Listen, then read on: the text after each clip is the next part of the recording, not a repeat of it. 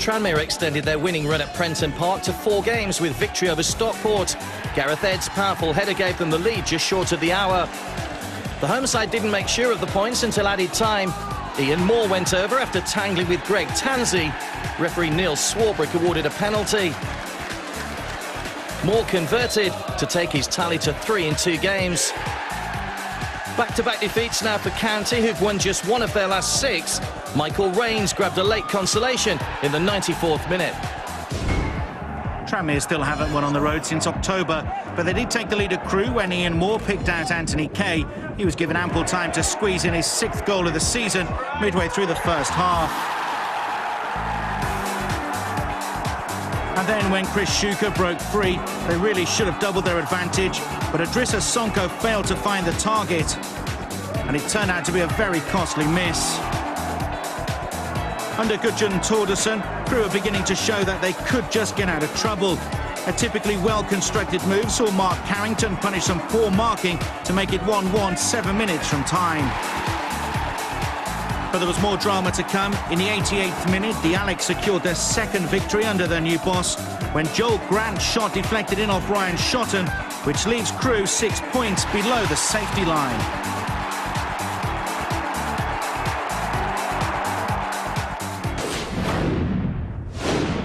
Dwight Williams guided Orient to a point in his first game in charge of the East Londoners, but they had keeper Jamie Jones to thank for a good save to deny Tranmere's Idrissa Sonko, who actually injured himself by kicking his arm with his follow-through. It left Rovers boss Ronnie Moore urging his players to be brighter and cuter if they're to make it into the top 6. Some good interplay between Chris Shuker and Steve Jennings resulted in Jennings firing just wide as the O's kept a clean sheet for the first time since the end of November.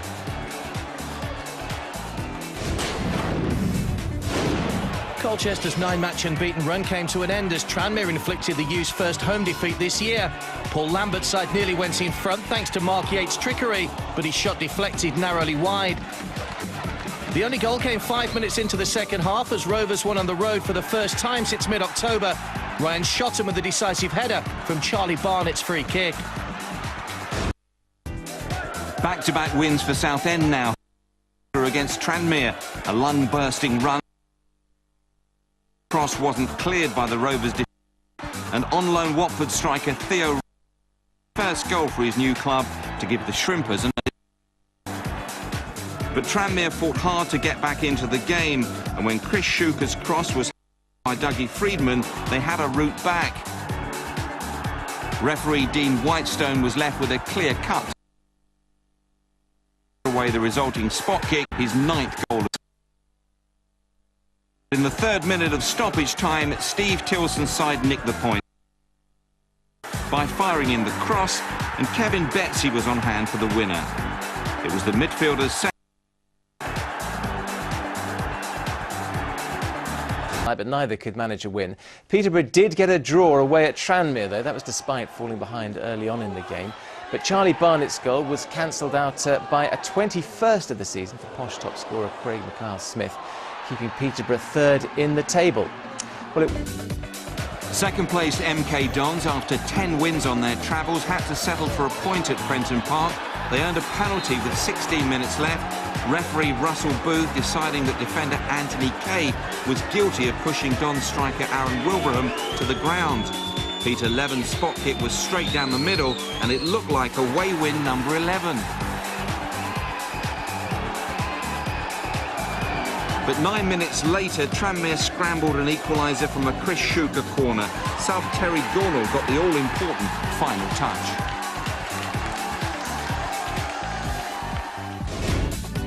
After 3 games without a win, Tranmere saw off Swindon at Prenton Park, and the only goal was down to some impressive skills from Anthony Kay, who, after escaping from Michael Timlin and Jarell Eiffel, was able to keep calm and score his 7th of the season. It turned out to be the only goal of a game that certainly didn't lack incidents. On the hour, Swindon striker Simon Cox was able to race clear, only to be impeded by Ian Goodison right on the edge of the area. Referee David Webb wasn't impressed. There does appear to be some contact between the players, and after consulting with his assistant, Goodison received the 5th red card of his career, and Tranmere had to play for 30 minutes with only 10 men. But Swindon, who are only out of the drop zone on goal difference, failed to take advantage, and Billy Painter was unlucky when his effort landed in the arms of keeper John Achterberg. Next for Swindon, a key derby against Cheltenham. Tranmere slipped up in their search for a playoff spot. The game came to life in the final 20 minutes. Paul went in front when Richie Jones set up skipper Michael Nelson. A neat sidestep and finish brought him his games. But Rovers, who previously lost just one of their last 6, Ben Chorley with a looping header that evaded keeper Aaron Lee Barrett. But Christian, an 83rd minute penalty. Paul Henry bundled over Lewis Guy inside the box. Henry and Ben Clark converted from the spot to give Paul their first January. Tranmere are now 4 points adrift of the final playoff place as they were held to a draw at Northampton. Danny Mayer crossed for Baz Savage to head in Rovers' opener just past the half hour. Savage with his first goal since mid-November, and he then proceeded to show off his robotic skills. But Northampton extended their unbeaten run to 3 games with a second-half equaliser. Colin Larkin burst forward from halfway. Substitute Ikechi Anya helped the ball onto Andy Holt, and the bandaged defender netted his first goal since last April.